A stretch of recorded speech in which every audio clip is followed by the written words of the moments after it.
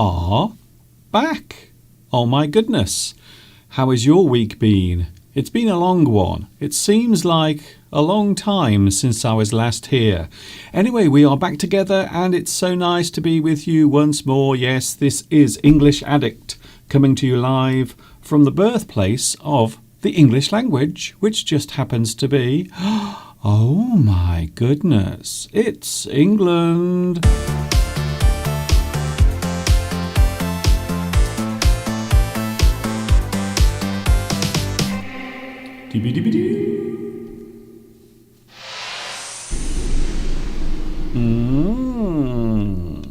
Hi everybody, this is Mr. Duncan in England. How are you today? Are you okay? I hope so. Are you feeling happy today? I hope you are feeling good. I'm not too bad, thank you very much. Thanks also, can I say a big thank you very much to those who sent me messages asking about my health. I'm not feeling too bad, although I have to be honest with you, I still don't feel 100%. I don't know what happened to my body last week and also the week before. I caught a cold from Mr. Steve and I'm still slowly shaking it off. If you shake something off, it means you are trying to get rid of it. You are trying to push it away. You are trying to shake it off. So at the moment I am trying to shake off the cold that has been bugging me. Literally, I've had a bug and it's almost gone. I'm feeling much better. Yesterday we were out and about. I suppose I should mention this straight away. I will mention it now. We were out yesterday at the Much Wenlock Christmas Fair. It didn't happen last year, unfortunately. Last year there was no Much Wenlock Christmas Fair because of, well, you know why. The curse of 2020 was affecting everything last year, including our local town fair, which always happens at Christmas, just before Christmas arrives, in fact. So we went there yesterday. We had a lovely time, even though it was freezing cold. I will say this. It was cold, windy. It was rather unpleasant, but we tried our best. And yes, we did do some filming and we will be with you at the Christmas fair on video a little bit later on. So I hope you will stick around for that.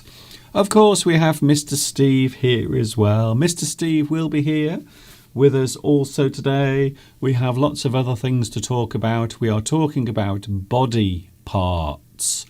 Oh, parts of the body. And it is amazing to think that there are many uses of body parts that we can use in phrases and idioms, believe it or not. So that is what we are talking about. We are also talking about modern times. We often like to talk about, well, we talk about history, I suppose. We talk about things that happened in the past. But if there is one thing that we love talking about these days, because there is so much going on at the moment around the world, generally,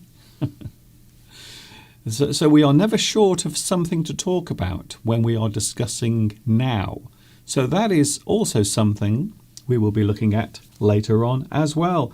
As I said, Mr. Steve will be here also sharing some more of his lovely wisdom. By the way, if you don't know who I am, my name is Duncan. There it is. It says it on the screen just below my face. And I talk about English. I love English very much. You might say that I am an English addict. That's what it says up there, you see. And I have a feeling that maybe you are also an English addict as well. So welcome everyone, welcome one, welcome all, and I hope you will have a good time here today. Yes, we have made it all the way to the end of another weekend, And it is a new month. Of course, December is here.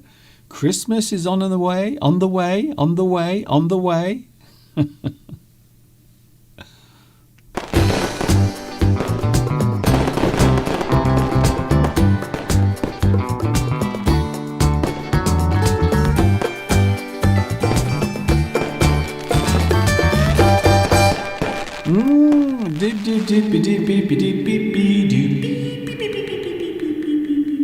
My voice is almost back to normal. Not quite. It is almost back to normal. It's on its way. Slowly but surely. It is taking its time. My voice has almost returned, even though I don't feel great. I have to be honest with you. I went out yesterday to the Christmas fair, and on the way back home I felt really unwell. I felt so tired and almost, I don't know, it felt as if all of the energy was leaving my body. So I think maybe, this is what Steve said. Steve said that maybe it's because I've been resting during my cold. And maybe yesterday was a bit of a shock for my body, going outside suddenly. I must be honest with you, it was freezing cold. We were walking around, cold and hungry, but fortunately we managed to find something to eat, and also we managed to find a lovely place to sit down and have a refreshing hot drink as well. All of that coming up later on. Other things happening yesterday as well. All will be revealed a little bit later on, so I hope you will stick around for that as well. How do you like my new lessons? I am posting a new lesson every week. So I'm making new lessons. Some of the lessons will be remakes of older lessons. So that is one thing to think about when I talk about my new lessons. Some of them are new lessons. They are newly made. However, they are also remakes of some of my earlier lessons, some of my older lessons. And yes, there will be another one posted on Tuesday. Another new lesson to look forward to. Thank you very much to you. So we have the live chat as well. I suppose I should mention the live chat. I wonder who was first today. Oh, very interesting. He is back. He is back on top. I have a feeling today this particular person has a very strong finger. Well done, Vitas. Guess what? You are first on today's live chat.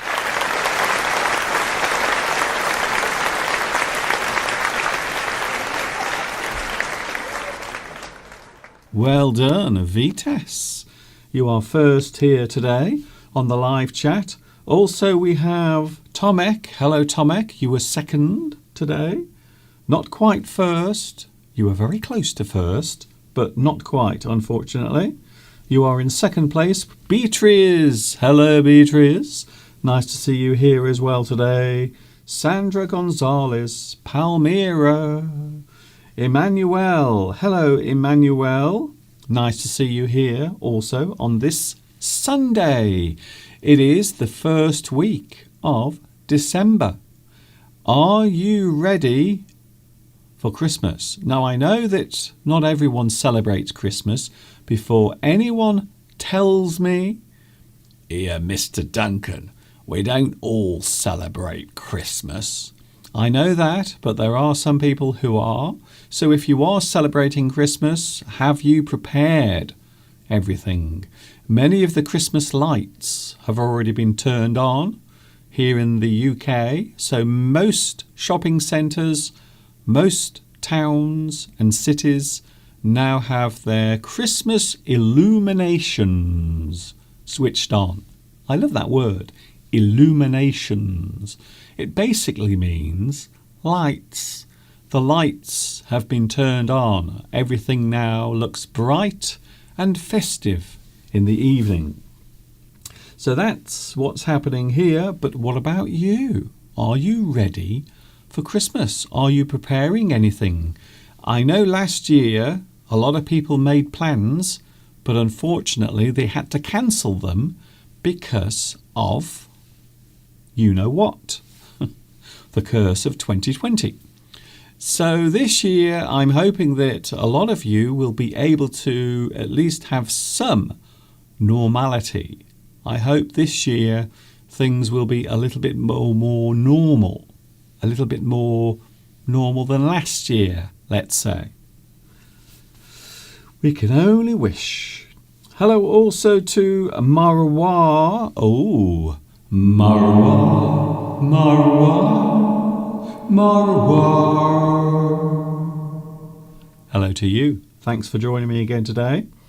We also have Zenek. Hello, Zenek or Denek.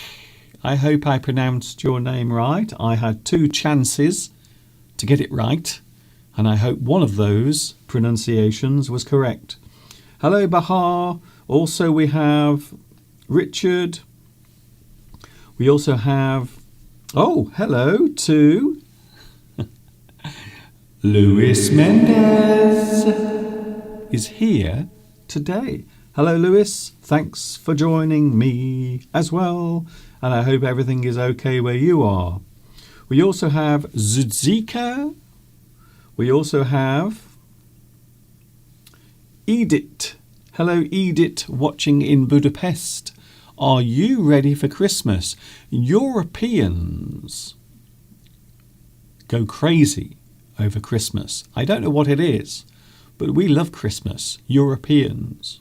So we like it here. Everything becomes a little bit magical. I suppose the word magical is how I want to describe it. So normally at this time of year, everything becomes quite magical, especially across Europe. Lots of people get deeply involved in the preparations for the holiday season. Hello, Edith. I hope you are feeling good today in Budapest. Bluesbird is here. Hello, Bluesbird. Thank you for joining me again. It seems like a long time since I said hello to you. Has it been a long time? I don't remember saying hello to you recently. What is the opposite of freezing cold? So if we describe the weather as freezing cold, it means it's bitter. It really is icy. Freezing. It is freezing cold. However, we can also have the opposite. If the weather is really hot and sticky, we can say that it is boiling hot. Freezing cold, boiling hot. It is very cold. It is freezing cold. It is very hot. It is boiling hot. So that is the opposite. Hello also to Fernando. Can you hear the drums, Fernando? Well, can you? Also, Christina is here as well. Olga. Hello, Olga. Nice to see you back as well. Rosa is here. We also have Asta. Hello, Asta. Hello to you watching. I think you might be in, I want to say, India. Hello also to Rosa again. We also have, we have Claudia. Hello, Claudia. I didn't see you there, but there you are. Nice to see you back, and thanks for your lovely message where you said, Mr. Duncan, I missed you from Monday to Friday. Well, things might return back to normal after I have finished posting my new lessons every week, but you can still catch me every Sunday. So don't forget, I am still available and still here every Sunday from 2 p.m. UK time. So that has not changed. I will carry on being here on Sunday, and then maybe next year we will start doing the Wednesday live stream again. We will have to wait and see. Don't forget also there are live captions. If you want to follow the words that I'm saying right now, click the captions, activate the captions, and you can follow what I'm saying. Hello also, Christina Jackson is here as well. Hello Udom. Oh, Udom. Mr. Duncan, in England, Sunday the 5th of December is the day that I've been waiting for from the old man in Bangkok. Hello Udom, nice to see you back as well. And a big hello to you watching in Thailand. Nice to see you here as well. A lot of people here watching on the live stream. Hello Jude, Jude Alisa. Hello to you as well. Wow, can I just say, it looks as if we are rather busy today on the live chat. The weather isn't too bad. It is clear. We've had a lot of rain, a lot of wind. But there it is. There is the view outside the window. It is a little bit murky and very cold. It really does feel as if winter has arrived. And I suppose you might say that officially it is now winter. So that's it. From the 1st of December, it is now meteorological winter. So winter has definitely arrived. But you can see everything now looking rather crisp. Also quite autumnal as well. Autumnal. It's not an easy word to say that. When things are autumnal, it means that it looks and feels like autumn. Hello, Mohammed Abbas Raza. Nice to see you here as well. Thank you for your song, singing all about those jingle bells. I would love to sing the song. The only problem is I will get a copyright strike from YouTube because that song, believe it or not, is still under copyright from, I think it's Chapel Warner Music. Still own the copyright to Jingle Bells. Can you believe it? Christina says, I love the Christmas song, Let It Snow. That is another nice Christmas song. The only problem is I can't sing that either. That's another problem, you see. Another copyright strike would be issued if I were to sing that. You have to be so careful these days. Oh, Rosa says, it is boiling hot these days. Thank you for telling me what the opposite to freezing cold was. Yes, it is boiling hot. So what about Christmas? Are you ready?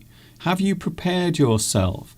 I think this year, because everyone was in lockdown and everyone was locked in their houses, I think this year people went out and they went out shopping a little bit more, what's the word? A little bit more energetic this year. They were much more energetic and early with their shopping because people were glad that they could leave the house and go shopping again. So this year, I think a lot of people have prepared for Christmas much earlier than usual. I think this year it has been rather different. We will have to wait and see. Am I ready? Am I prepared for Christmas? I will be honest with you, no, I'm not. I am not ready for Christmas at all. I haven't even put my Christmas lights on the outside of the house yet. I have some lights outside, but not many. But I haven't put my lovely festive lights that I always put up every year. So I haven't done them yet. We haven't put the Christmas tree up. That's still in the attic. It's still locked away in the loft, unfortunately. Hello also to, Mega Kaka.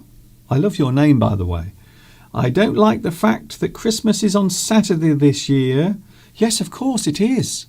Yes, Christmas Day is on Saturday, which means the Sunday live stream will be on Boxing Day, the day after Christmas Day. Very interesting. So I think we will be joining you on Boxing Day, which is the day after Christmas. I don't like the fact that Christmas is on Saturday this year. Saturday is always a holiday for me. I will not get any extra holiday. Anyway, I love Christmas. It is my favourite day of the year. So you will be working. Is that what you're saying? You will be working on Christmas Day? I don't like the sound of that. Hello also, euphonium or euphonium. I think that is a type of musical instrument. It's like a big trumpet that's been wrapped around again and again. A euphonium. It's a lovely little instrument. Hello to you as well. Do you play the euphonium? Do you play it? Is it your musical instrument? Can you play a nice tune? Maybe you can play a Christmas song on your euphonium. I am going to take a break in a moment. We are going to take a look at the Christmas fair that took place yesterday. You will see myself, Mr. Steve. You will even see Santa Claus as well. Santa Claus makes an appearance in the video that you are about to watch. So look out for that. And I suppose I should also warn you that the following video contains images that some viewers might find disgusting. Let's just say it is me putting food into my mouth. And then after this, Mr. Steve definitely will be here. Don't go away. Well, hello everyone. Hi everybody. This is Mr. Duncan. Welcome to another live stream, and I hope you are enjoying today's festivities here on YouTube. Now, here we are on Saturday, so we are now recording this, and we are in a very special place. We are at the Much Wenlock Christmas Fair, something that is held almost every year. Unfortunately, last year there was no Christmas fair due to, well, you know what happened last year. I think we all do. Besides myself, there is also Mr. Steve. Hello, Mr. Steve. Hello, Mr. Duncan, and hello, lovely viewers around the world. Yes, it's very exciting. We're here once again doing well, it's not quite a live stream, but you'll be seeing this on Sunday. And there are lots of people milling about. What does that mean? They're wandering around. So if people are milling about, it means they are wandering around. Sort of wandering randomly around. Good. And they're looking at all the lovely stalls. Yes. There is a lot on sale here today. I have noticed there are a lot of people selling arts and craft. I have a feeling that during lockdown, lots of people have been learning some new skills, including drawing, painting, carving, screen printing, all sorts of things. All sorts of things. Some of them really nice and some of them not so nice. I am not going to say which ones are which because I am a gentleman. Another thing you might notice today is it's bloody windy. It's very windy. In fact, we had a bit of an exciting walk into town. Takes us about 25 minutes through woods where the winds were blowing, howling, and we were expecting large branches to fall down on top of us. You see, that is what we do, the sacrifices we make for your live streams, putting our own lives in danger. I suppose we could have driven in and parked the car, but there's nowhere to park because it's packed full of people. Yes, there are lots of people. I'll just show you behind me so that you will see there are lots of people behind me.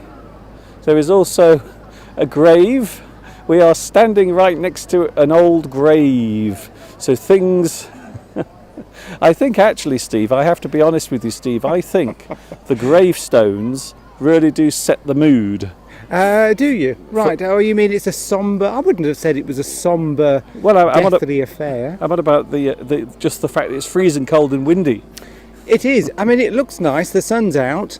But we're wrapped up well. We're wrapped up to protect ourselves against the cold. I remarked to you this morning, Mr. Duncan, that this is the first time I've worn this ski jacket for many years. That shows how cold it is, because this stops the wind going through, and I feel quite toasty and warm. Good, I'm glad you do, because I certainly don't feel toasty and warm at the moment. Now, one of the things I want to mention is last week I was sick in bed. I was ill last week. I hate the light on this camera, it's awful. Well, it's a very bright sunlight right in our eyes, Mr. Duncan. Yes, well, I can't get away from it, you see. There we go. Shall I try that? Well, now it's behind us. But at least people can see our beautiful faces, yes, and they can see what else is going on. Yes. A lot of activity. Can you hear in the distance the sound of a brass band? No? I think it's you, Steve. The one thing I have noticed, there are lots of people with dogs here today, and they are being rather annoying. Anyway, enough of this. We are now going to take you for a little wander around Much Wenlock's Christmas fair. We are going to see what is going on here today, and we might be back later. I'm sure we will be. We're always back later. One thing we are going to do later on, we are going to try and find something nice to eat. So we might join you later on for that.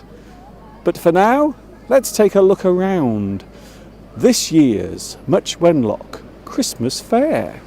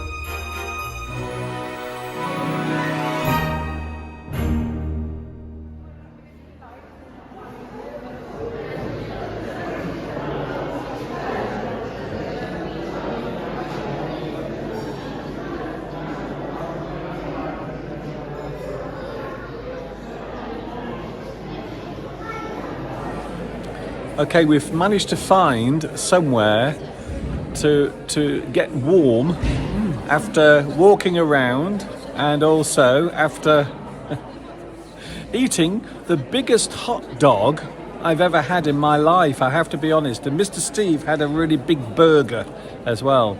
I must be honest, I was ready for it. And now we are having a cake and also a cup of coffee in the church. Look, we are in the sacred place.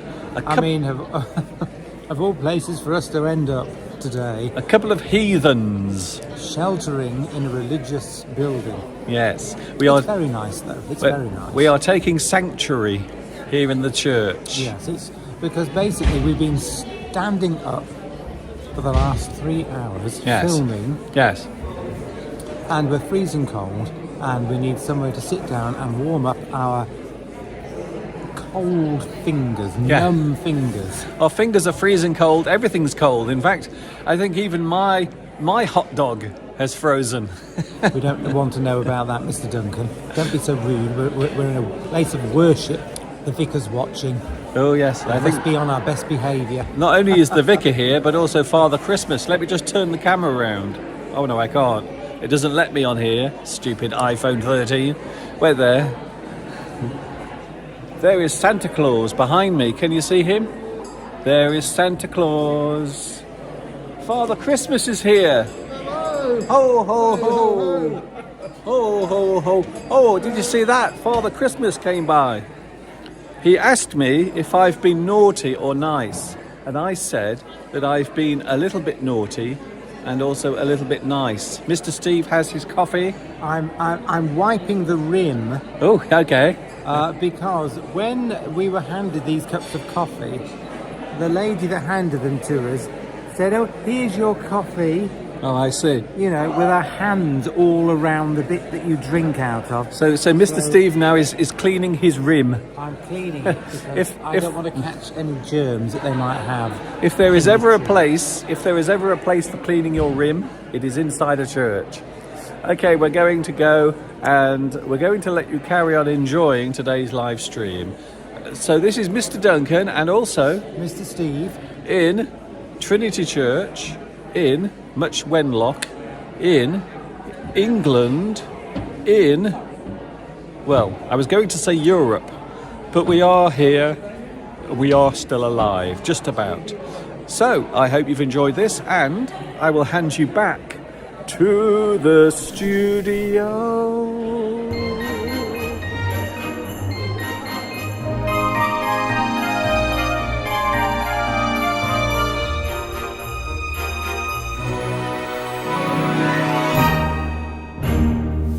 And there it was. I hope you enjoyed that video, and apologies for some of the inappropriate moments in the church, but it was enjoyable, and to be honest, we were freezing cold.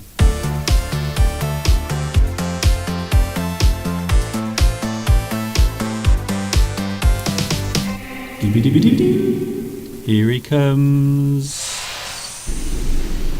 hello, wonderful viewers. Hello, Mr. Duncan. Here he is. Here's the guy yesterday who was cleaning his rim, or should I say cleaning the rim of his cup in the church. A lot of people are already saying, Steve, that it's unusual to see people eating food in the church, but I don't know why. We seem very relaxed here in Much Wenlock with the church rules. I think traditionally, I don't think there's a problem with Church of England people eating in the church, because of course on that Saturday, on yesterday, this was an opportunity for the church to make some money, to increase its funds by selling drinks and selling cakes, Yes. and inviting people in. You see, but the church, particularly the Church of England, who are losing lots of parishioners, lots of people don't go to church anymore, are trying all sorts of things to try and encourage people back. So opening the church up on a day like yesterday, encouraging people to come in. I mean, if they were to say, you can't eat in here, you can't drink in here, well, the church was the only place you could go to be warm because it was cold outside. So they've been very clever. They're inviting people in. I don't think there's any sort of religious objections to eating in a church. Well, no, I don't think- necessarily. well- So it's allowed, Well- and they've probably made a lot of money because there were probably 100 people in that church. When Well, we went what I was in. going to say, Steve, is every Sunday they eat and drink in the church anyway, don't they? They have the wafer, the little bit of bread, and also the wine.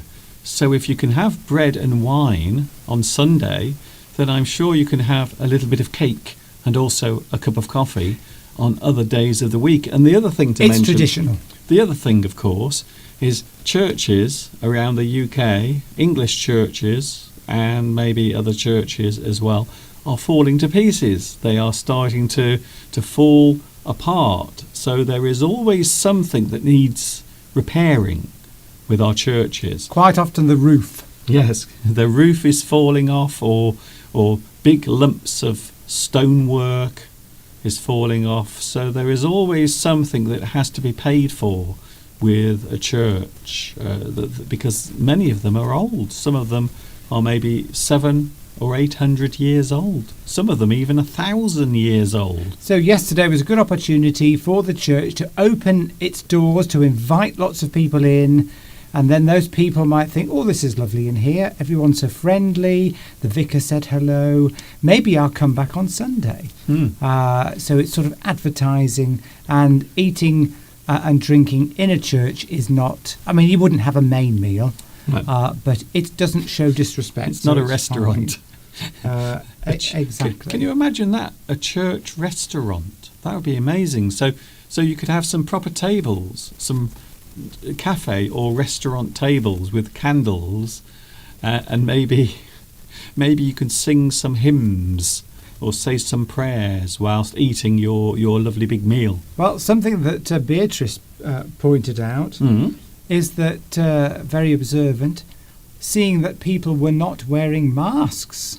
Ah, yes. Well, we were surprised because a new rule has come in now that in the UK, so throughout the summer, we haven't had to wear masks at all. But that rule changed last week, so I was quite surprised to see that people were not wearing masks inside the church. I was surprised about that. Well, we weren't. We weren't, no, but because other people weren't. Yes. And we were sitting at a good distance away from other people. Yes. We kept our social distance. Anyway, we were in a church, so we'd be protected, you see. So coronavirus would not be able to get into the church. So because it's sacred. So all of the viruses and all of the bugs would be outside trying to get into the church, but they wouldn't be able to, you see. No, Because we're of safe in there. Because of the power. The power. Christmas markets, says Magdalene, are closed in Bavaria. Yes. They're all open here. I mean, outside it's generally safe anyway because lots of wind, the air is dispersing the virus. So being outside, I think, is quite safe anyway. Yes. Anyway, can we just stop talking about coronavirus now? No. Because, well, what? I'm only joking. Okay. That's a great joke, by the way. Palmyra there's a few points about Christmas that people have made. Okay. Palmyra is making the comment that, of course, on the Ukrainian borders now, there's all these migrants, lots of freezing cold migrants, and that we ought to think about them maybe, when we're having fun at Christmas time, that there's freezing cold, thousands of them, trying to get a new life somewhere else, no food, living in tents. It must be horrible. So yes, it's always worth remembering those who are less fortunate than ourselves at this time of the year. Angela says, what a great idea, having a restaurant in a church. I think so, yes, they should turn part of the church into a restaurant and serve actual food, maybe Sunday dinner or a Sunday roast. So, and I think people would then go to church, wouldn't they? That's a great way. They should have some sort of incentive, something to tempt people to go to church. Maybe you can pay them give them all £10 as they come through the door, and then they can spend that money on something in the church, or maybe buy some food in the church. So I think churches, if they want to survive, I think they have to start thinking like businesses. They have to start thinking like a business. They have to find new ways of bringing in some revenue. Yes, we have to wear masks everywhere in Italy, says Christina. Well, we did until the summer, and then that rule was taken away, but it's now been reintroduced, but it doesn't seem to be being enforced Yes. to any great degree. Yes. I think shops, if you go into a small shop, I think they still insist on wearing a mask, but I think the church is a big place. It was open, it was airy, it wasn't very warm in there. For those wondering why we were wearing our hats in the church. But it was considerably warmer than outside. Yes, but still not nice. But it was okay. It was much better than being outside in the freezing cold. It was a welcome place of refuge and somewhere to sit down. Something which would be worth feeding back to the organisers of the Much Wenlock Christmas Fair is that they need to assign areas where you can sit down. They need to have a tent with lots of seats in that you can sit down, because there was literally nowhere to sit down. No. Lots of street vendors selling food, but nowhere to sit down and eat it. So you had to stand up. Very awkward to stand up, as you could see from the video. Thank you, by the way, for everyone who admired my long, big, juicy hot dog. And can I say, it was absolutely delicious. It was lovely. It was the biggest hot dog I've ever eaten in my life. And Mr. Steve you had a burger, didn't you? Yes, I thought they were somewhat overpriced. They were. But then, let's tell the viewers what it cost. Well, your shall we not? Burger. Well, I think that might be interesting. Okay, then. Will it be interesting? My big sausage, was £6, which is very expensive. And my burger was £7. Yes. So that's about, I don't know, €9 probably, which is a lot more than you would pay at McDonald's. And the comment I made yesterday, of course, is that McDonald's burgers are quite good. There are other fast food outlets. Burger King would be another one.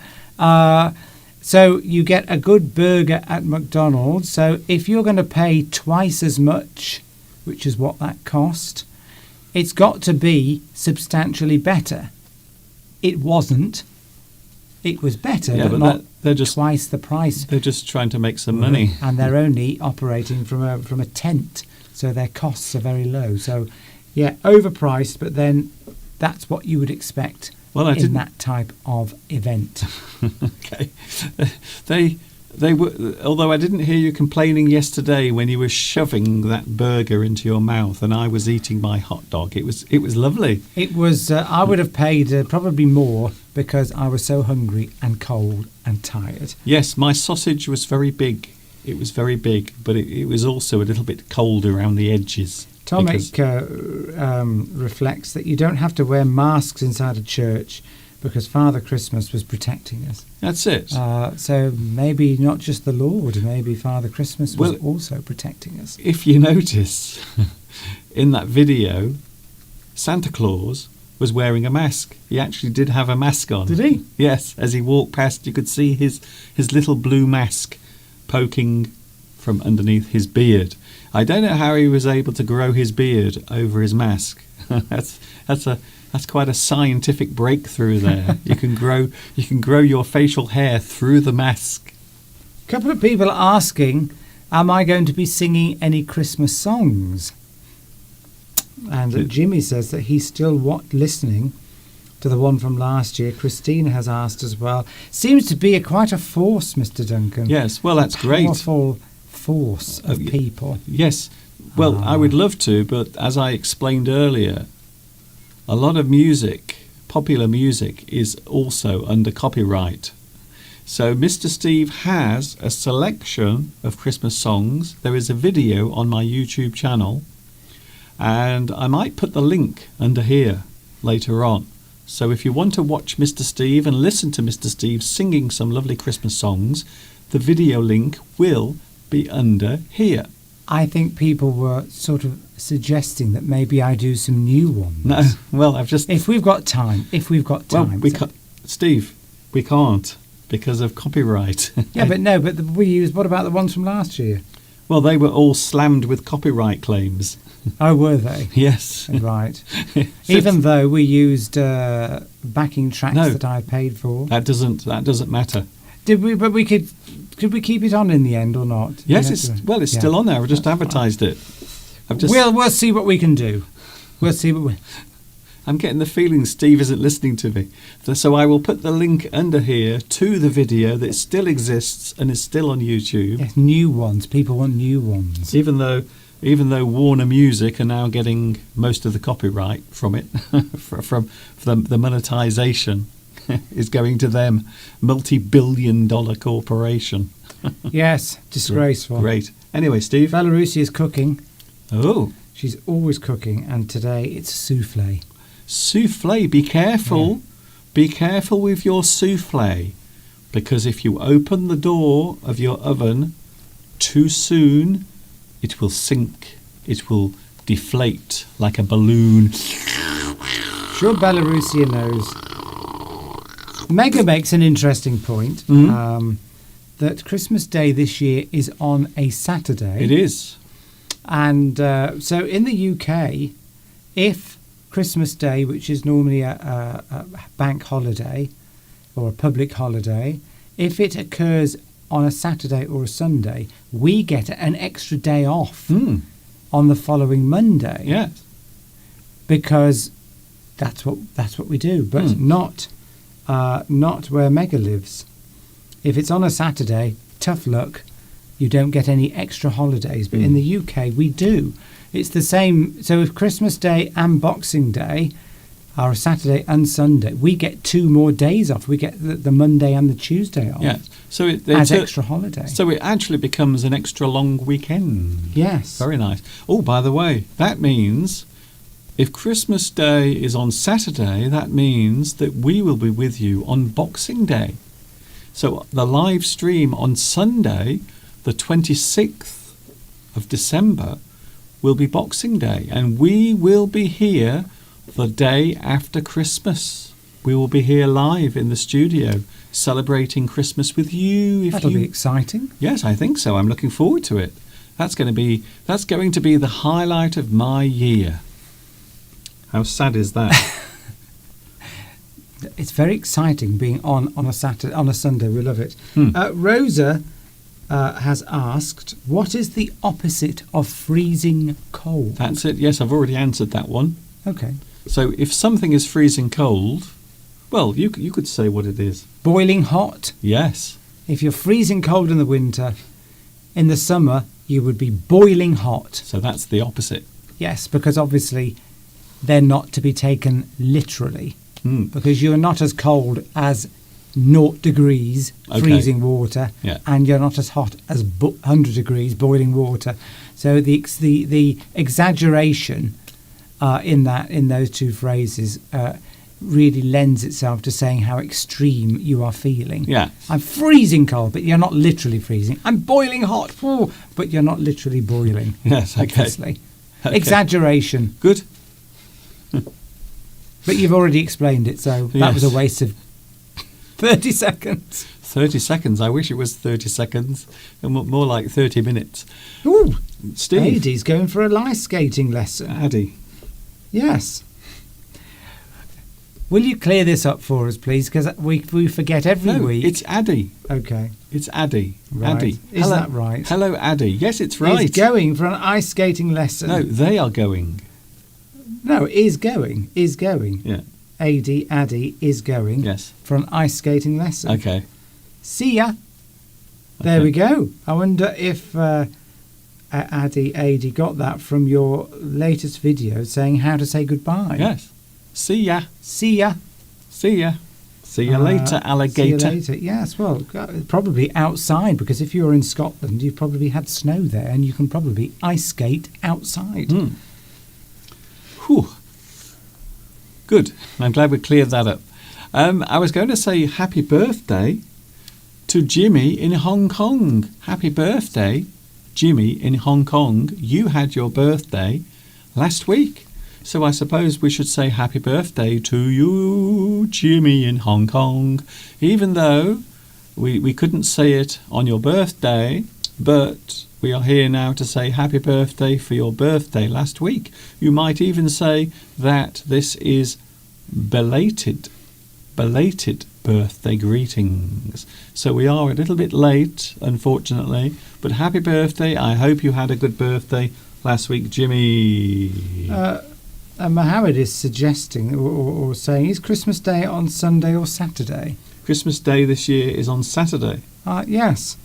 Yes, I've just suddenly had doubts. Oh.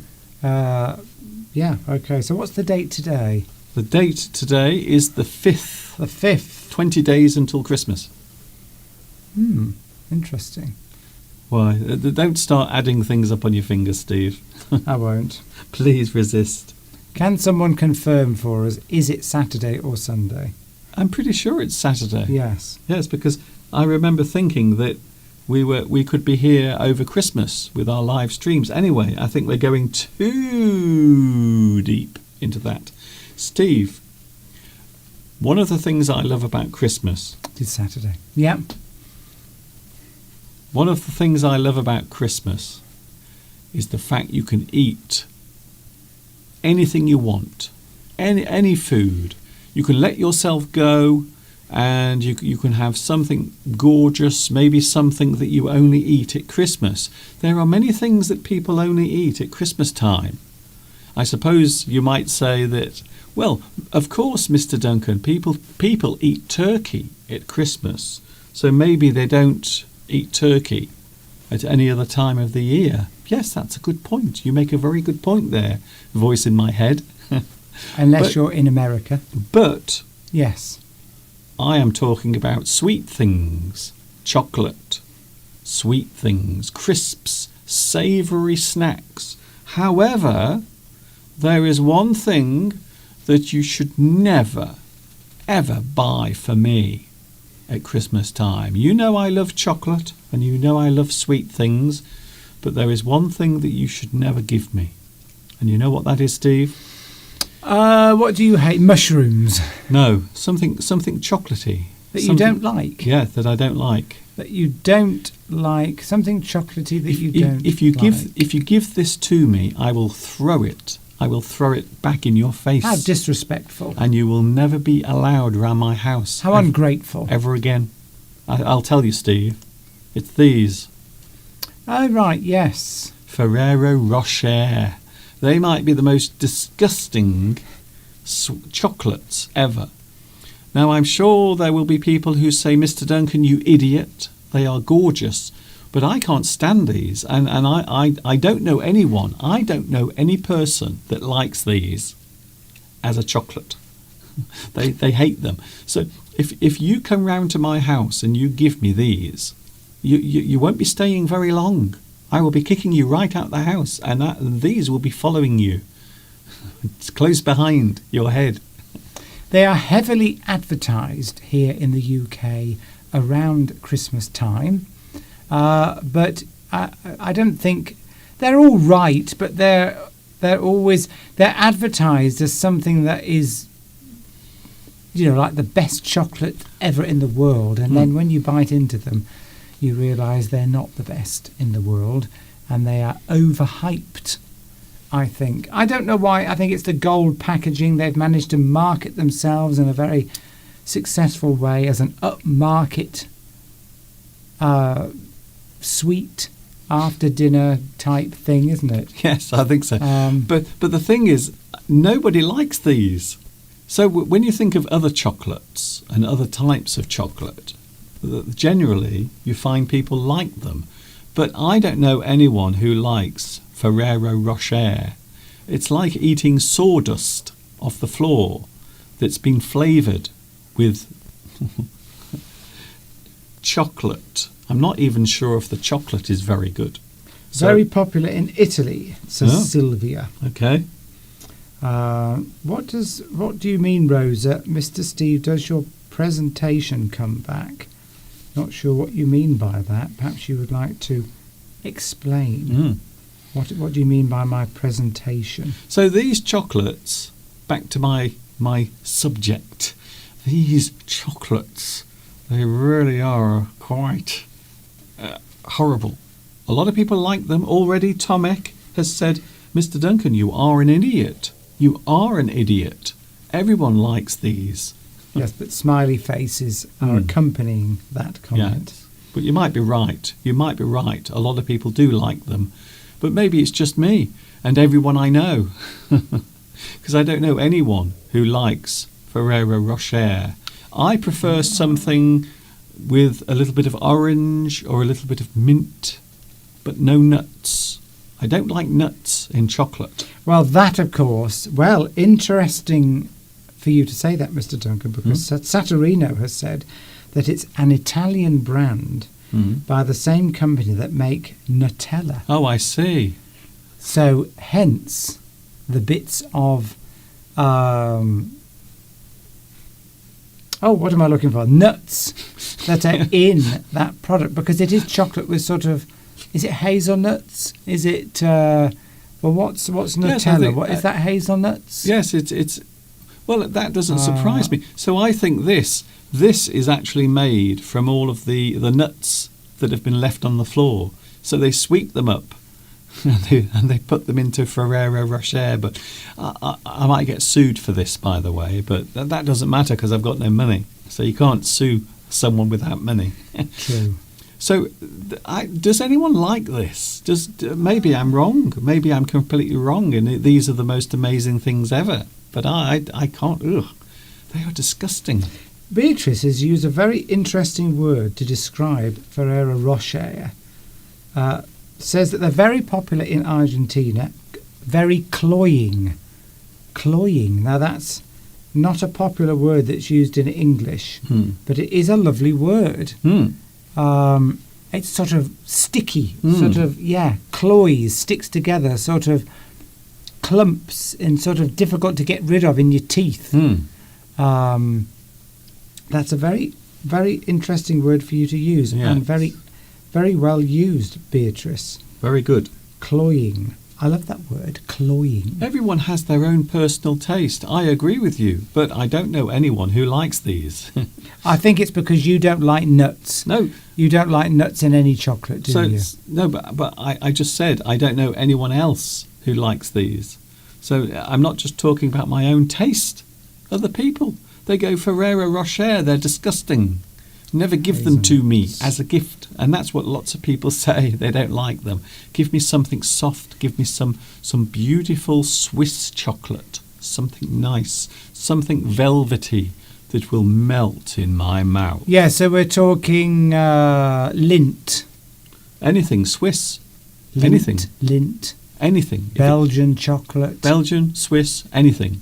Our favourite chocolates, and they are very, very expensive, which we very rarely buy because they're expensive. Godiva. Yes. Godiva. Like the lady who sat on the horse naked and she walked. She didn't. She sat on the horse.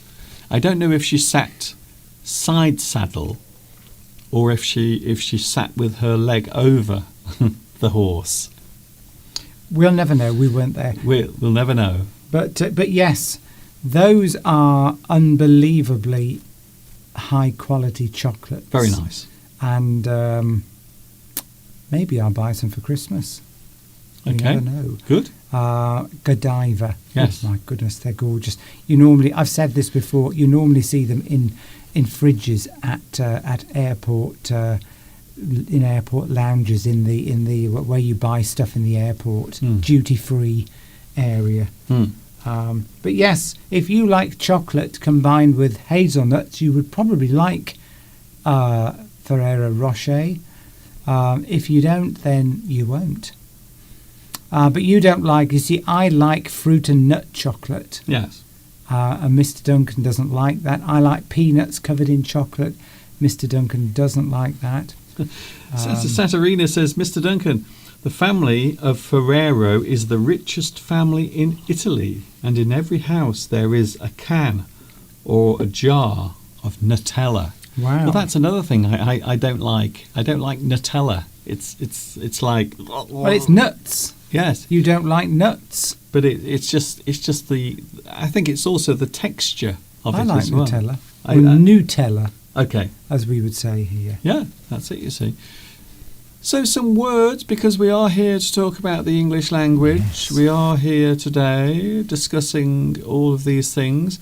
I suppose one of the subjects I would like to look at briefly is the subject of the present. The present. And I'm not talking about Christmas presents. I'm talking about the here and now, expressing the present way of living. If there is one thing I've noticed over the past 3 or 4 years, more people have become interested in a much wider range of topics and things that maybe a few years ago people would not take any notice of, especially things like politics. So I suppose since 2016, a lot of people have become more interested in politics, discussing politics, and sometimes disagreeing over their politics. However, when we generally talk about the present way of living, we are talking about the things that are happening now, the present. However, we often look also back over history, and there is a great expression: those who don't learn from history are destined to repeat it in the present or in the future. So I like that. So expressing the present way of living, and I thought we would have a look at some ways of doing that. So we talk about modern times. Modern times. So anything modern is something that was not there before, but is now. Can you think of one modern thing? Think of something recently that has come along that didn't exist. The telephone. Recently? I think you'll find the telephone has been around for about 100 years. Television. Internet. Yes. Computers. Yes. Okay, there's a whole pile of them there. I would say electric vehicles. Yes. You see. So that's the one I wanted to actually mention as something recent. So when we talk about modern times, we are talking about things that have come along to change the way we live. So electric vehicles, we do use electric vehicles, things powered by electricity that in the past weren't. So I remember in the 1980s, do you remember there was a lovely scientist called Clive Sinclair, and he came up with the idea for an electric car. Can you remember what it was called? You mean the C5? The Sinclair C5. Yes. It was a little. It looked like a bathtub on wheels, but it was powered by electricity. Was it? And at the time, people said, "Oh, that's crazy. No one's ever going to drive around in an electric car." And here we are now, in 2021, approaching 2022, and now more and more people are now driving. They are driving electric cars. So I would say that's a good sign of modern times, things that have come along, and they've also changed the way in which we do things. So petrol, well, they say that petrol is going, but we all know it isn't. We all know it is not going anywhere. That's a debate we don't want to get into. No. Electric cars, should we be going that direction or not? Quite a lot of doubt as to whether they can pull that off. Rotten Roses, that's an interesting name. It says that refers to the film Modern Times, Ah, which was made in 1936. that will be Charles Chaplin. Yes. Yes, a very famous film. And that was one of the films that actually ended up causing him to be accused of being on the other side. Let's just say. So a lot of people accused Charles Chaplin of being a communist, and Modern Times was almost seen by some people, not many, as a communist, a piece of communist propaganda, because it was all about workers. But in fact, it wasn't. It was all about modern technology, or maybe the way in which people were becoming used as machines. So it's a great film, a really good film, in that there are some wonderful sequences, so some of the most innovative uses of camera work and editing that I've seen ever in a movie. Of course, that was a time when America were very paranoid about anything to do with communism, and anyone seemed to be supporting it, or even if they weren't, were sort of vilified in society and cast out. And yes, I think he fell victim to that. He did, as did many other people, actors in decades to come. Well, he actually went to Britain for a short break, and then he discovered that he wasn't welcome back. They would not allow him to go back. I think it was something like 20 years or it was a very long period of time that Charles Chaplin was not allowed to go back to the United States. Yeah, of course, he was born here in the first place, so yes. He had a natural second home here. Spent his last days in Switzerland, and died on Christmas Day, 1977. Did he? Wow. Yes, we know Tomek's only joking. We know that there's banter, funny banter goes on between us on the live chat. So yes, we can fine. But yes, okay. So yeah, Modern Times, Mr. Duncan. Yes. Well, the thing is, you're always living in modern times. No matter you look at any period of time. So when that was written in 1936, that film was made. There's always something modern, because that's the one thing about living in the last 100 years in particular, is that nothing, or certainly the last 200 years, nothing stays the same for long. No. And if you look at the history of humanity, for thousands of years, nothing changed. No. Each generation just experienced the same thing. Growing crops, eating them, just the same sort of church scenarios were there. Nothing really changed very much, even from one generation to the next. But since the Industrial Revolution, everything's changed in a faster and faster pace. So we see, it's always difficult to appreciate that for thousands, hundreds of thousands of years, each generation would have seen virtually very little change at all. It doesn't sound in human society. It doesn't sound very interesting. Imagine that, no internet. Your lives when you were born probably be much the same as they were when you died 50, 60 years later or 30 years later.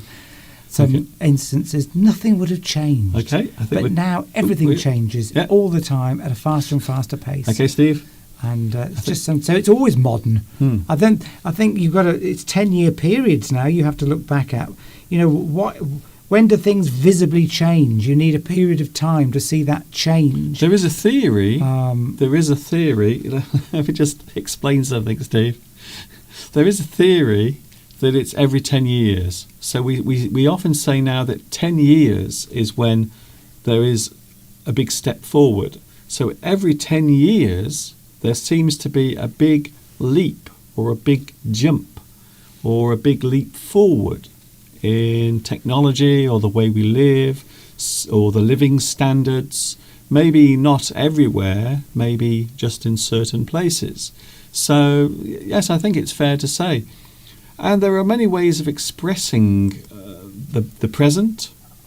We can say things that are current. Current. Current events. Things happening right now. We often describe them as current events. Is that the same way that you would spell dried fruit? No, Ah, yes. that's it. There is an A. So things are current, or the flow of electricity in a wire. Is that spelt the same? That's current, it, yes. The movement. movement The movement. of something. The movement of, is it electrons? I don't know. When electricity is flowing through a wire, that's a current, a flow. Yes. So the flow of something. So we often just use it to mean the flow. So you can use the same thing with water. So water also has a current. It just means the flow of something. The flow. Flow of events. Yes. But if you are talking about dried fruit in chocolate, fruit and nut chocolate, I thought you were talking about me then. then that would be a currant. A currant, spelt the same way. What? Currants are little dried fruits, aren't they? That you can put into chocolate, into cooking, but it's spelt with an A, currant, A-N, but it's pronounced currant. Yes. Pronounced the same way. You're confusing me. Yes. So yeah, currants and raisins. Don't say currant. No, that's not how you spell Yes, it. I don't know what that is. Yes.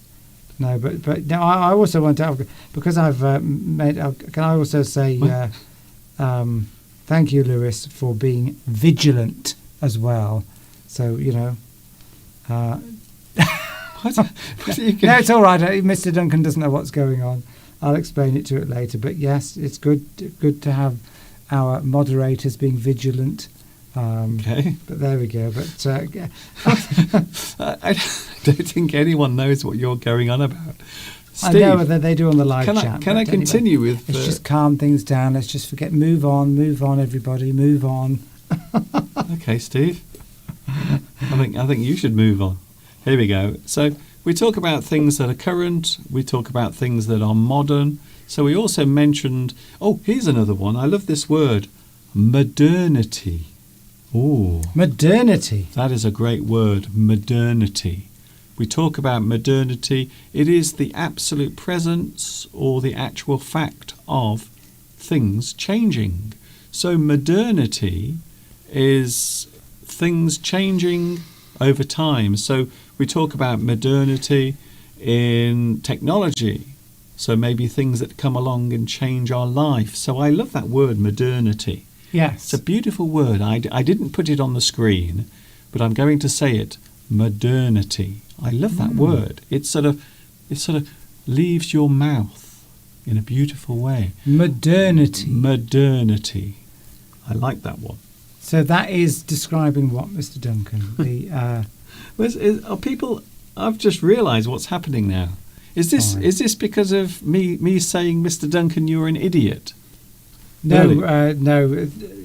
Well, I don't know if we want to get into it, but No, let's just can I just say, I don't, cool off, everybody. Yes, cool off. Whatever it's about, I don't mind or care. So don't worry about it. Whatever No, it is. Oh yes, I'm just saying, Steve. Yes. Steve doesn't even let me clear up my own problem. It doesn't matter. So everyone just calm down and have a drink. Take a chill pill. Whatever floats your boat. Yes. Here's another one, Steve. Another word. Contemporary. Oh, I like this word. We don't want escalation of conflict. Okay. We want things to just calm down. Everybody, say sorry to each other, and we just move on. Yeah. Right, Mr. Duncan? No. Contemporary. That's a difficult word to pronounce. It's a great word. Well, most people shorten it to contemporary. So they don't bother with the end. All of those those letters at the end. Most people just ignore that. They say contemporary. But it is actually contemporary. It's a bit like library. Yes. Most people don't say library. They say library. Library. I'm going to the library. So here's another word, contemporary. It just means something that is around now, something that is modern, something that I would also say maybe something that is trendy, something that is current, something that is around now. So something contemporary. I suppose a lot of people are talking about environmental issues. So you might describe that as a contemporary subject. It is a subject that is being discussed right now At the present time. by many people. Yes. Even Prince William, who apparently has been hiding one of his houses. He's got a third house that he won't tell anyone about because he knew that it would make him look like a complete hypocrite. Right. So they've discovered that he's got this big house that he's not telling anyone about, and it's, runs off electricity and uses all different types of energy. Stop it. Just stop telling people what to do. If you are doing something that goes against the thing you are preaching, sometimes it's best not to say anything. You see? Contemporary, yes, you could have contemporary clothing. Clothing that is sort of modern and up to date. Yes, talking of which, And, there it is, up to date. Ah, How did you do that, Steve? I'm just clever. Yes. Well, the jury's out on that one. Yes, what does float your boat mean, Oh. says Inigo. If something floats your boat, it means it gives you pleasure. You enjoy doing it. So the thing that floats your boat is the thing that you enjoy doing. And it can be anything, whatever you enjoy, whatever you enjoy doing in your private moments. It can be anything. Well, anything legal. I suppose I should say that. It floats your boat. Something that you like doing. So whatever floats your boat, enjoy it. Have fun. Something up to date is something that is current. It is now. So we might think of things like computer software. Quite often you have to update your software. And afterwards we can say that your computer is up to date. It means it is current. It does not need updating because it is already up to date. Euphonium says it's like temporary. Yes. Yes, contemporary. Yes. Temporary. Well, that's it. That's another one that people shorten. So they say temporary. Yes. I'm not working full time. I just work temporary instead of temporarily or temporary. Because it's more difficult to add that extra "ery" on the end. It's lazy. Temporary. It's actually quite a difficult word to pronounce that without going temporary or, without over-pronouncing it. It's difficult because it sort of fades away, that last syllable at the end. You don't go temporary, it's temporary. And you almost fade it out. Yes, exactly. So here we go, Steve. The latest. The latest. The latest. The latest thing. Yes. The latest news. The latest fashion. The latest celebrity gossip. So I like this. Sometimes I like looking at words and seeing how they've been formed. So when we think of something late, it means it normally comes towards the end. So the latest thing is the thing that is the most recent.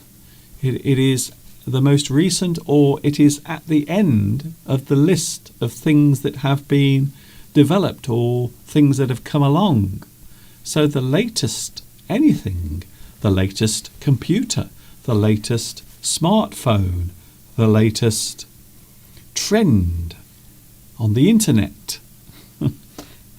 Danny has been very clever and says it could be water that floats your boat. Yes. Very clever. What if sailing is the thing you enjoy? Yes. If sailing is what you enjoy, then it literally, it floats your boat. Yeah, that would be, yes. That's nice to have some humour. Here's another one. Oh, Neo. Flower's here. Hello, Flower. Neo. This has nothing to do with The Matrix, even though there is a new movie coming out soon, which I'm already assured by various people that it is awful. It is terrible. Neo. We often use this as a prefix to describe something that has replaced another thing. So we often talk about neo-conservatism. So neo basically means something that is new. It is the latest thing. So neo is often used as a prefix before another word. And basically it means new. It is saying that something is new. Have you got any examples of where you The one I just gave, What was that? neoconservatism, Yes. neoliberalism, new. So it's just saying that this is the new style or the new way of doing it. It is something new that's come along. Neo expressionism. In art, we often talk about neo, things that are new, things that have come along, things that have become trendy or fashionable. Something that was around before that has been updated in some way. Yes.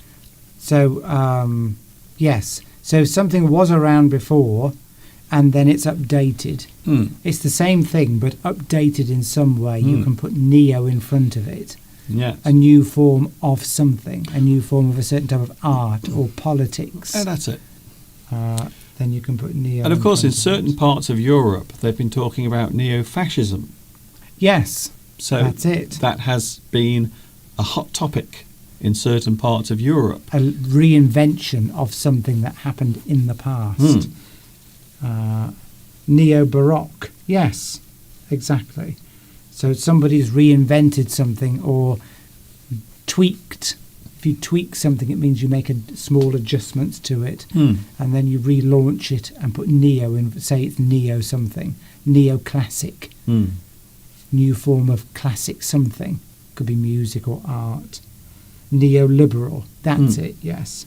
So you're keeping the basic principles or core of whatever it is, but just sort of bringing it up to date with a few new ideas, maybe. And we can talk about the present day or of this time. So when we talk about the present day, it doesn't have to be today. We don't have to be talking about this actual day, but we can talk about the present day generally to mean things that are around at the moment. So present day. So not necessarily this actual day, but generally in this period of time, during this time, the present day, we are talking about things that are occurring, things that have come along to make differences or changes, I suppose. I think Rotten Roses has invented a new word. Oh, which I okay. think is very clever. Let's have a look. Contemporary. Contemporary. Is that a loathing for all things modern? Are Yeah. you being clever there? Yeah. Because there isn't such a word as contemporary, but contempt. If you have contempt for something, it means that you really don't like it Yes. at all. Yes, to express or hold hatred towards something. Contempt. I have a contempt for all things modern, a loathing. But there isn't. But I think you were just being clever there. Contemporary. A loathing for all things modern. Very clever. It's We've got almo- some very clever people on today, Mr. Duncan. It's almost like a mixture of those two words, to have Yes. contempt and also contemporary. Yes, interesting. Very good. I like that one. Neo-fascism. Yes, there we go. Yeah, I think we mentioned that one. And the final word in this part, we are looking at the spirit of a certain time. We often describe it as the zeitgeist. Ooh, I like that word. That is a very interesting word. You might hear this used when people are reflecting on the attitudes or the way of behaving during a certain period of time. So you talk about the zeitgeist of the 1920s, or maybe the zeitgeist of the 1980s. So we are talking about the spirit of a certain time, and it does come from from German. So this is actually a German word which literally means spirit of time. So the spirit of the time, the feeling. So we might talk nowadays about modern zeitgeist.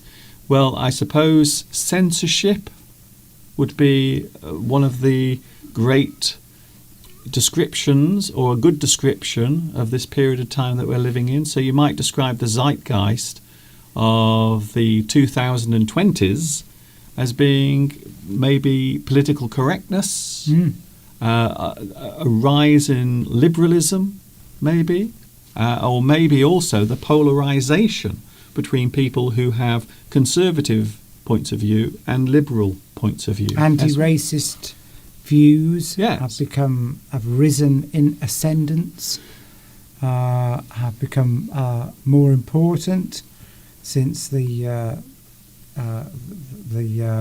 Black Lives Matter movement, death of Floyd Lloyd. I've probably got that name wrong.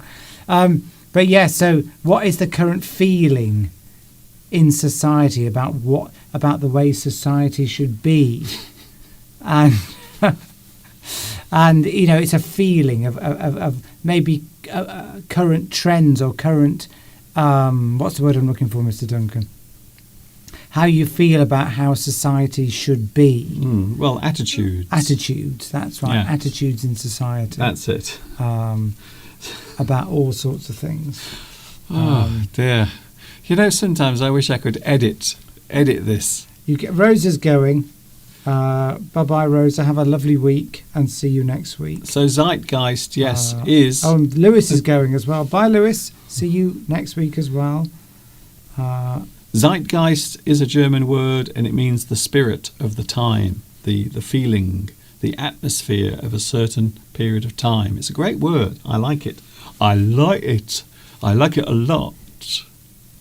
We're looking at the human body in a moment. Oh, would you like to look at my body? Are you using me as the perfect example, Mr. Duncan? I am not. I am definitely not exposing anything of yours below the neck for fear of scaring people out there in YouTube land. Right. I don't want to do that, you see. I don't want to scare people too much.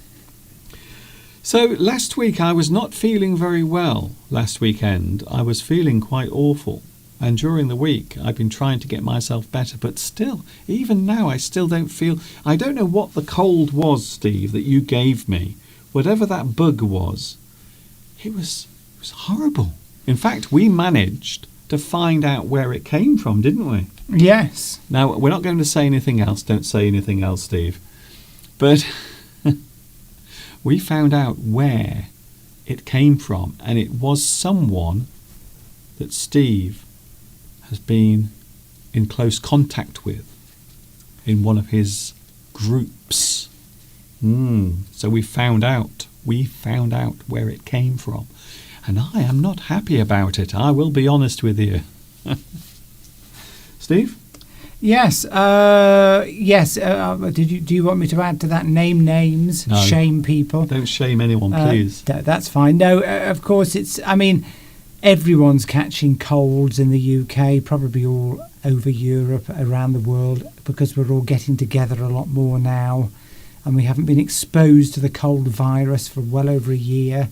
So now that they're coming along, we're getting a lot sicker because our immune systems are not used to that sort of constant top-up that they get throughout the winter period of being exposed to these viruses, and it gives your immune system a little boost every month or so when you get these little infections. So, yes. Yes, somebody... I think it's impossible. If you are going to go back out into society, then... you are inevitably going to get these seasonal infections. Especially if you're like Mr. Steve and you hang around people who have a very poor standard of hygiene. Well, it's not so much that. It's just that if they've got a cold, you're going to get it. Wiping their noses and sneezing and blowing their nose into their hands and then touching you like this. Well,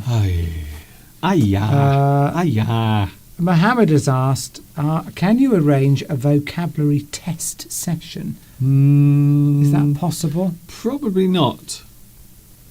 Because we'd have to be able to hear. Yes. Oh, vocabulary. That's different. Yes. Yes, so we could... do you mean something like... Well, we did the sentence game and no one liked it.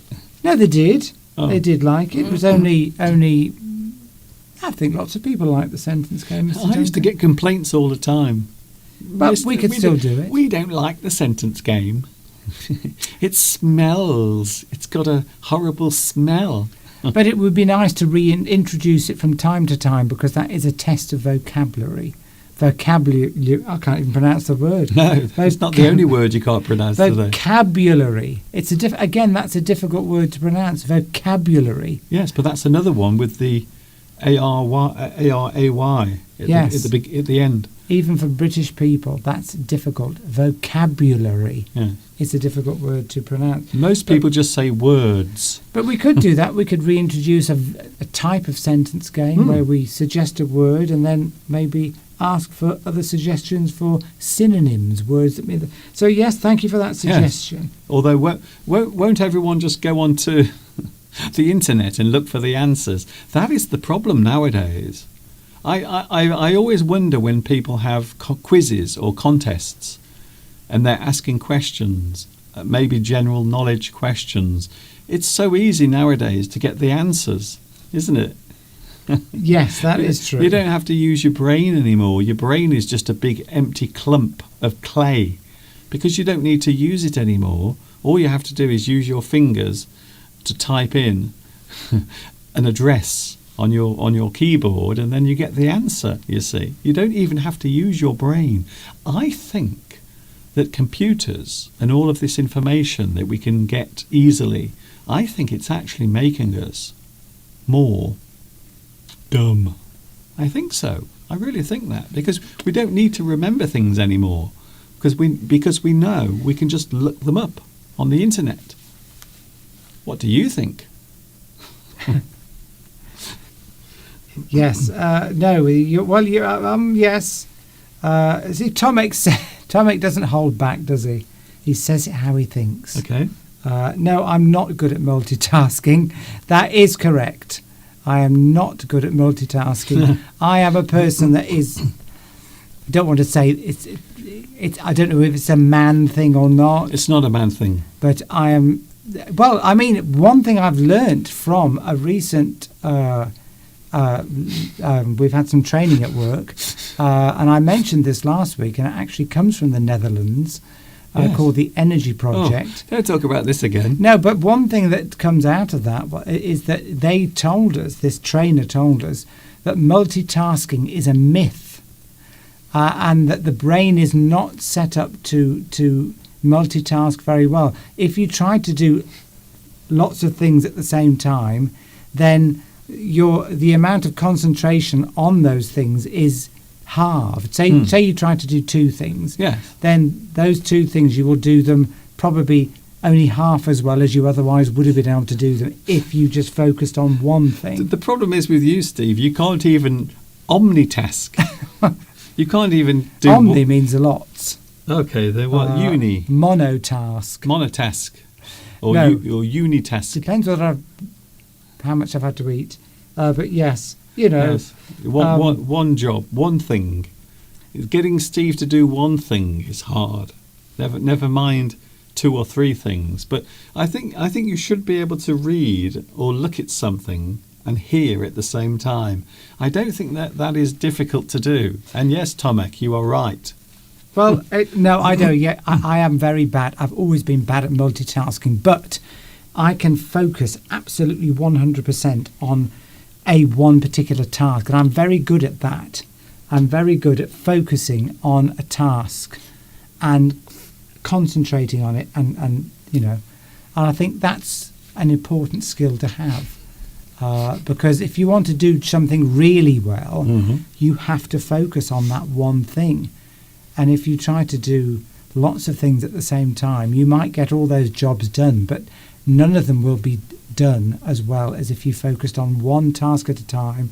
And that's what they told us in the Energy Project. Just focus on one thing, get that done, have a break, and then focus on the next task.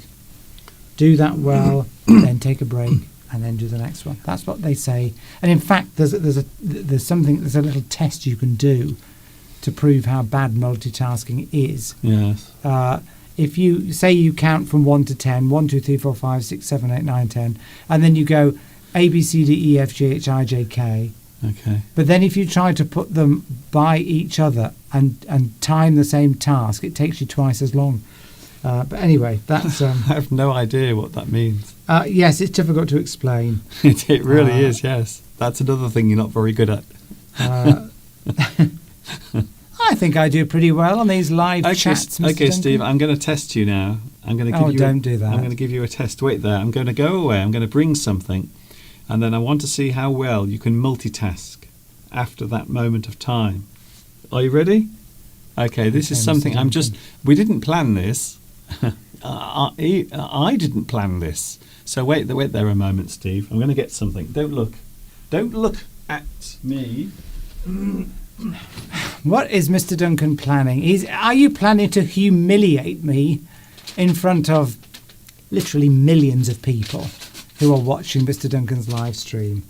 Or is it maybe 110? Okay, I'm going to give you something now, Steve. So we're going to see how well Mr. Steve can multitask. Right.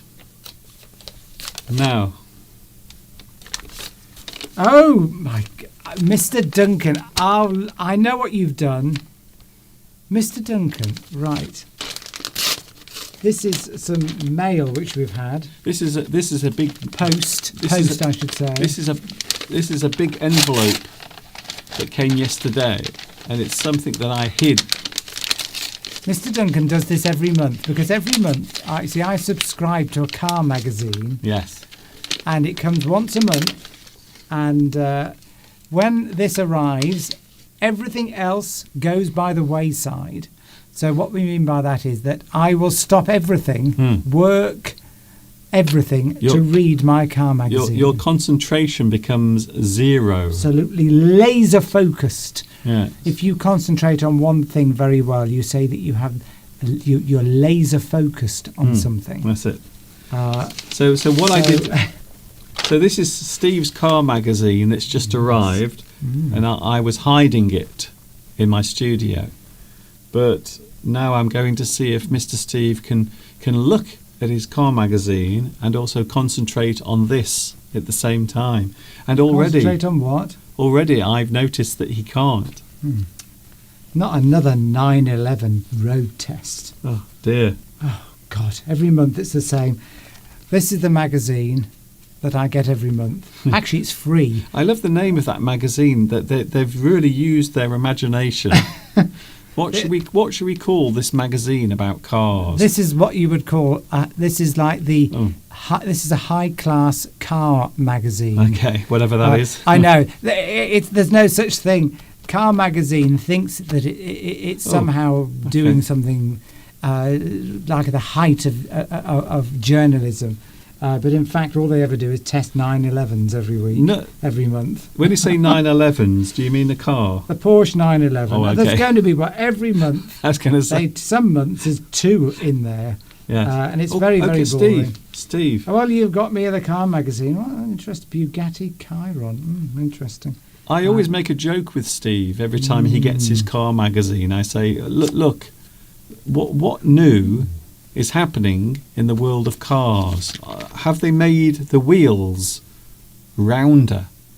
Have they made the steering wheel more easy to grab hold of? Where are we? What's going on, Mr. Duncan? Look. So this is just proving my point. This is proving my point that Mr. Steve cannot multitask. He can't even single task. He can't even concentrate on one thing. Pardon? This is great. Yeah. Okay. Seriously quick car, is it? Right, well. You see, the thing with this magazine is it's all cars that I can't afford to buy. That's it. It's sort of elitist. It's all expensive. I mean, they're testing the Bugatti Chiron in here, which is about £1.5 million. Yes. Well, I mean, who can afford that? It's a waste of time. I only actually like to look at that ugly, ugly car. You've got to be joking. You have got to be joking, BMW. You are really terrible at showing things. You have got to be joking. That is what Steve is trying to show. Look at that ugly, ugly car. What is it? I don't know, but there's no way I shall ever buy one. Not that I can afford it. I don't know What what's is it? happened. What's happened to cars? They seem to become more ugly. Well, all these SUVs are just ugly anyway. Horrible, bloated cars which represent all the excess in society. Okay, Steve. But anyway, don't get me into that. I feel as if I've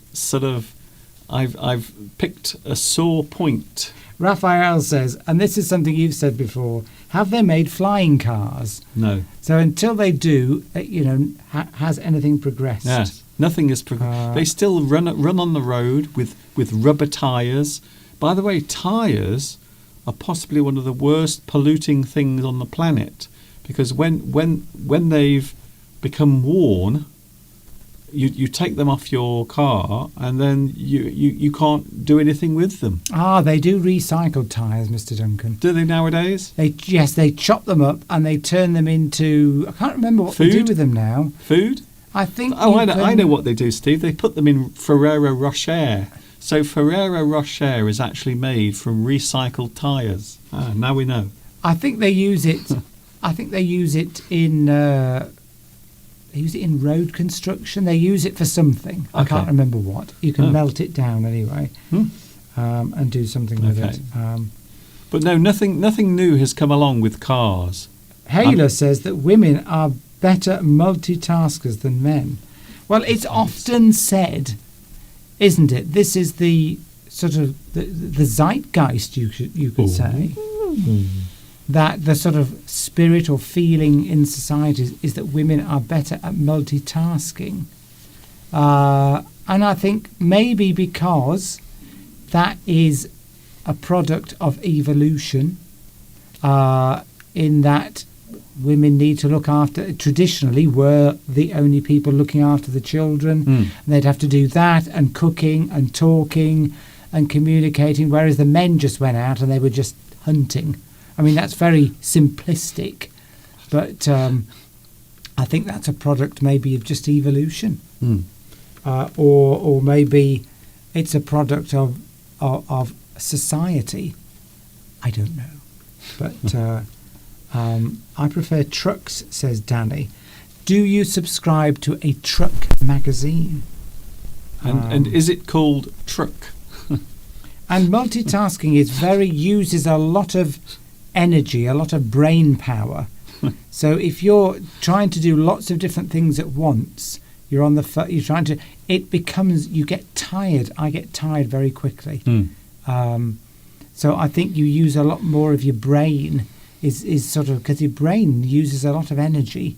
And if you're having to do lots of different tasks or trying to do lots of different tasks, maybe you're trying to do the ironing and then you're trying to cook the meal at the same time, then doing something else. I do this and it makes you very tired. Does me. I wonder, you know what I'm thinking? Low capacity. You know what I'm thinking now? I'm wondering how Claudia is getting on with her souffle. How is your souffle? Is it okay? I know it takes a long time to make a souffle, but you have to be very careful. Don't open the door of your oven too quickly or too soon, or else it will sink. Yes,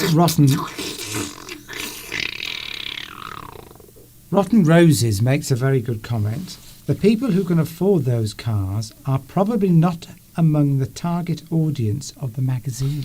That is correct. That is just an aspirational magazine. Yeah. That is a magazine for people who can't afford those cars to look on in envy. Yes. You never see any magazines aimed at millionaires. Millionaire Monthly is out again. No, because I wonder what's in this month's issue of Millionaire Monthly. What frustrates me about SUVs is that technology has made huge strides in making cars more efficient. Engines are much more efficient. The miles per gallon that we get, or on the continent, you don't use miles per gallon. It's miles. It's miles per litre of fuel. I think is a different way of expressing. No, what is it? No, it's litres of fuel per 100 kilometres is how it's measured. I think on the continent, whereas we say miles per gallon or miles per litre, it's expressed in a different way. And so all these advances that have been made to make cars more fuel efficient have been completely wiped out by the rise of the SUV, which weighs more than the standard saloon car or hatchback. And so all those advances have been wiped out by people buying more SUVs, which of course have been promoted by manufacturers for one reason and one reason only: they make more money out of them. And in fact, the small hatchback like the Fiesta, those types of cars are being gradually, the manufacturers are going to stop making them apparently, because they don't make much money out of it. They want to make SUVs because they can charge people more money for them. Anyway, that's me on my soapbox. Yes. You got the car magazine. You open that door, Mr. Duncan. Goodbye. You open that door. Goodbye to my viewers who've been leaving over the last minute and a half. These cars run on liquid arrogance. Yes, Nitram. Or Nitram. Yes, I agree. Unfortunately, we don't have time for our body words and phrases. Really? I'm ever so sorry about that. We've only got 10 minutes. It's about half an hour. The segment, the thing I want to talk about will take about half an hour. And to be honest, my legs are tired. I'm feeling very delicate still. And look, it's going dark. Outside, it's going dark already. The sun has already set. The sun has gone down, and now darkness is creeping across the land. Ooh. So we've run out of time, have we, Mr. Duncan? So what are we going to talk about for the next 10 minutes? Can you give us a flavour of what you were going to talk about? I was going to actually mention now that there will be a new lesson on Tuesday. So now I have to do a little bit of housework. That's what I call it, when I have to get all of my important messages out of the way. So on Tuesday, I will post another new lesson, how to become confident when you are talking English, how to improve your confidence. There is a lesson all about that coming on Tuesday. Don't forget, no live stream on Wednesday, but we will be back with you next Sunday. So I will put that on the screen so you know. We will be back with you next Sunday from 2 p.m. UK time next Sunday. And don't forget, there is a new lesson on Tuesday as well. So I was talking about Christmas earlier. Oh, Christmas. We are not ready for Christmas. Can I just say, neither Mr. Steve nor myself are ready for Christmas. I haven't even put my lovely Christmas lights outside. We don't have the Christmas tree in the house yet. It's not there. So we are not prepared at all. But what about you? Are you excited for the arrival of Christmas, which is only 20 days? I still can't believe it's only 20 days away. Well, I mean, I never do. I refuse. It's just my standpoint. I refuse to think about Christmas or have anything to do with it until December, because otherwise, one, we know it's just a commercial exercise, largely in the West. It is just, in many countries, it's just an excuse for companies to promote their products to boost the economy. That's what Christmas is about. It's all about buying things. But don't forget, we do not need about religion, really. We do need the economy. We do need it. So sometimes we do need people to go out and buy things. as long as they're not buying too many things or wasting things. However, there are people who still observe Christmas. VTAS. Yeah, keep going. There are people who still observe Christmas from its religious point of view. I mean, yesterday we were in the church. Yesterday, we don't go to church ever. The only time we go to church is if we are going to a wedding or a funeral, but really nothing else at all.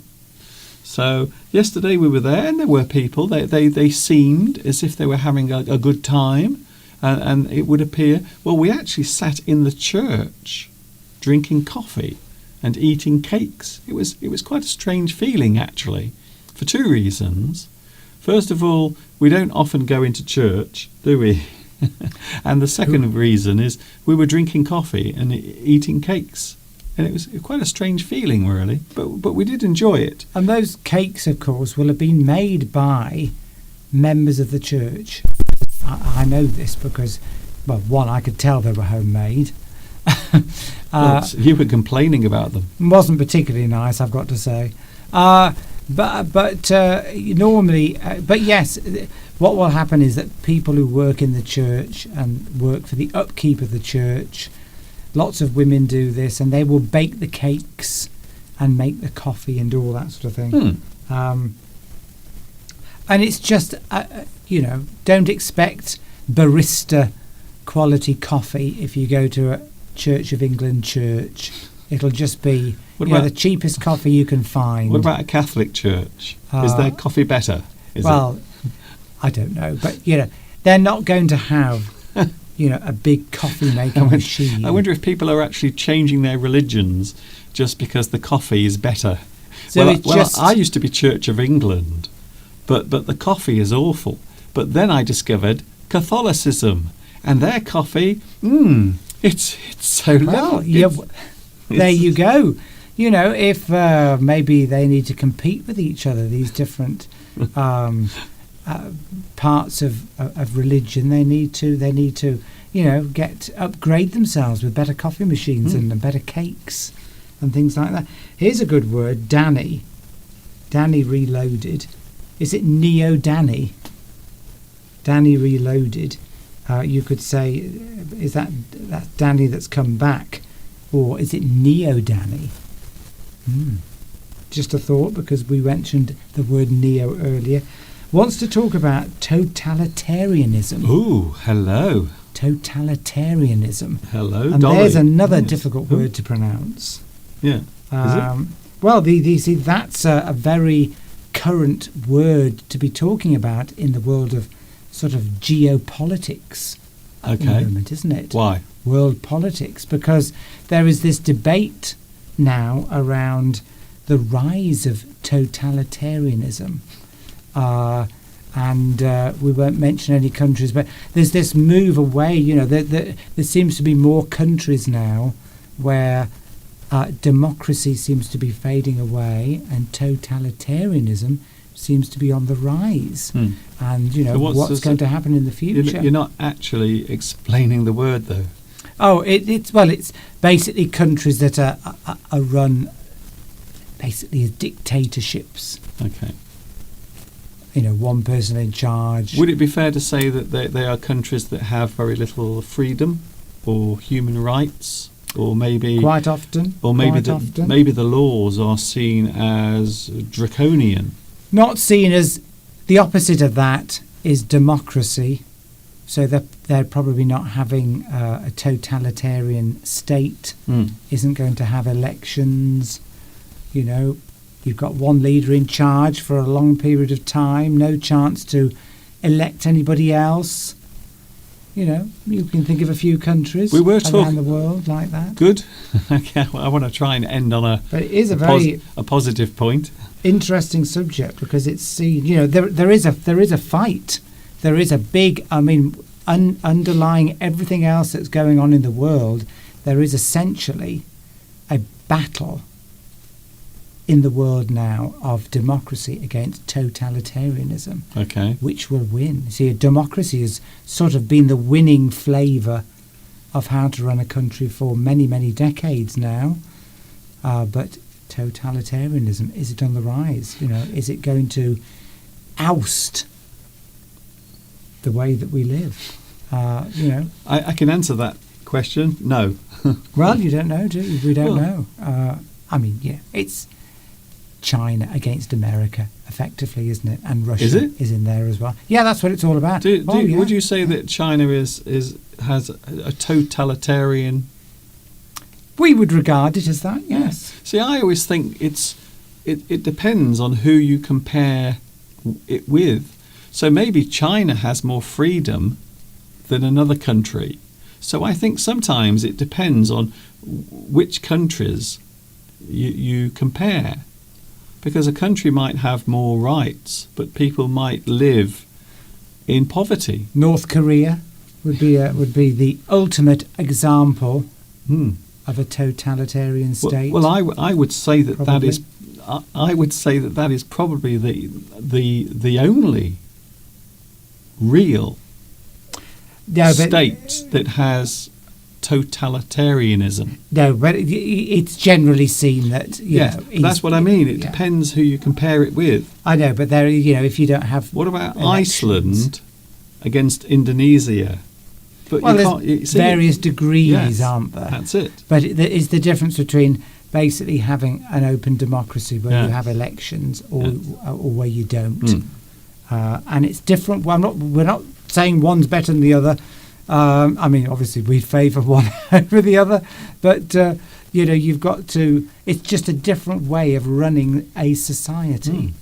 It's a big debate. But there is this big sort of almost like a war going on between this fight around the world between these two ways of running societies. I think you've been watching too much news. No, Mr. Get with it, Mr. Duncan. Get with it. The problem is Steve watches things on the news sometimes and becomes very influenced by it. And sometimes he changes his whole attitude to things for about 2 or 3 days and then goes back to how he was. It's generally regarded that there is anyway, big fight on. This is not how I wanted to end. Apparently you can get some beautiful tea, some delicious tea at the local mosques as well. Yeah, so there is tea served at the mosques. We have tea at the churches, maybe the Catholic churches. Perhaps you can have some nice tea. Also happy Hanukkah as well. It's Hanukkah at the moment. Is it? Yes. So that's going on. As we lead up towards Christmas, there are other religious festivals taking place as well. Haven't we had Diwali as well? I think we've had that recently as well. But yes, tea. Oh, and my nose is itchy, Mr. Duncan. I don't want to sneeze. I don't want you to sneeze.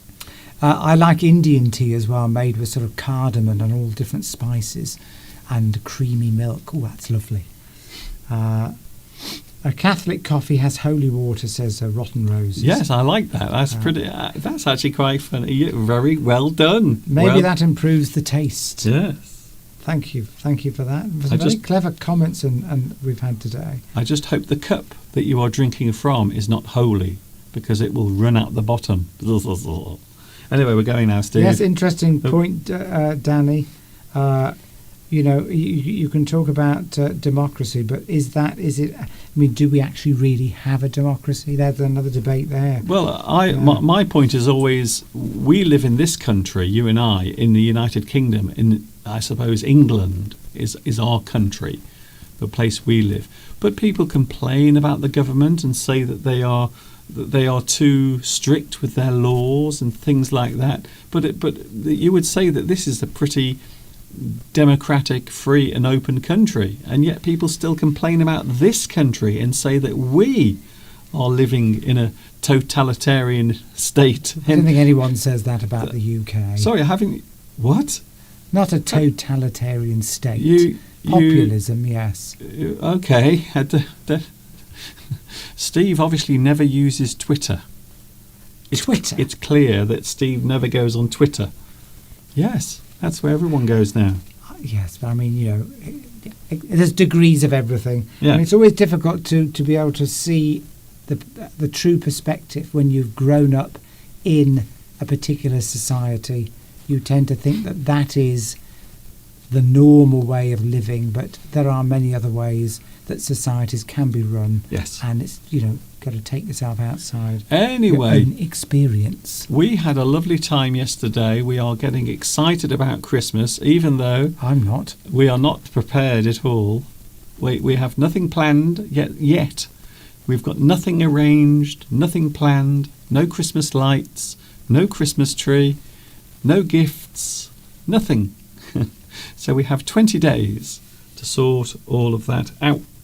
Anyway, we're going now, Steve. We've got to go, Steve. We've got to go. I'd love to carry on this very fascinating debate on It's not a debate, is how it? to run societies. Are we debating? Well, it would be fascinating to.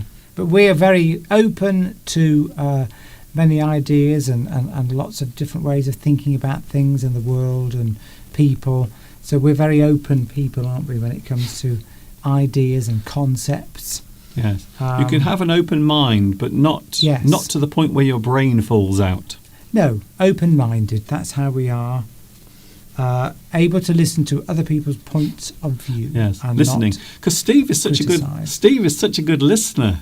He listens to everything that I say when we're on the live stream. Lovely. It's 4 minutes past 4. Yes. Well, I keep saying we've got to go. We've got no tea cakes because we didn't go there yesterday, so Anyway, they were horrible. they weren't very nice. They were dry. They had far too much dried fruit in, and you don't like lots of dried fruit in your tea cakes. But the whole thing was stale. It was stale. It was stale. The new bakery in Much Wenlock is not...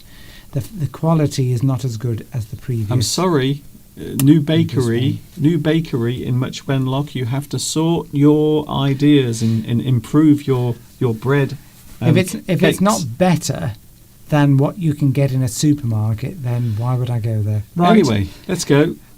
Lovely to be here. Lovely to see you all, to have conversations and debate all sorts of different things and ideas. And hope you all have a lovely week. And I look forward to seeing you again next week. Although next week, Mr. Duncan, I won't be here.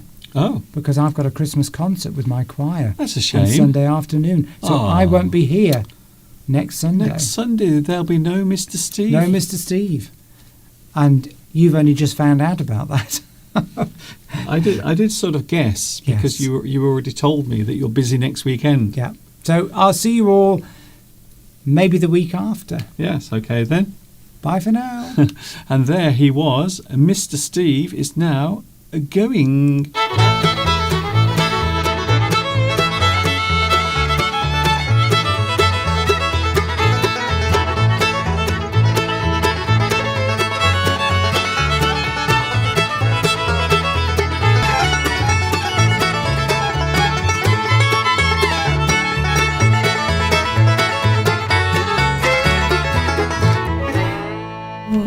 Oh, there he is, and there he was, Mr. Steve.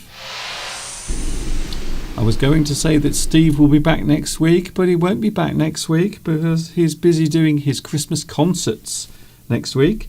Thank you very much for your company. I hope you've enjoyed today's live stream. I hope it has been fun, and I hope you have enjoyed it. And I will see you on Sunday. Next Sunday, I will definitely be here, even though Mr. Steve won't be here next Sunday. And I will see you then. Don't forget, there will be a new lesson on my YouTube channel. It will be available on Tuesday. And it's all about improving your confidence. Some ideas, some suggestions on how you can improve your spoken English. That's all for today. I hope you've enjoyed today's live stream. Thanks to Mr. Steve as well, and thanks to you for watching. This is Mr. Duncan in the birthplace of English saying thank you very much for watching.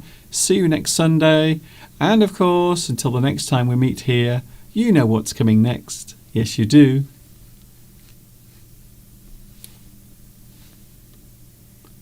Ta-ta for now.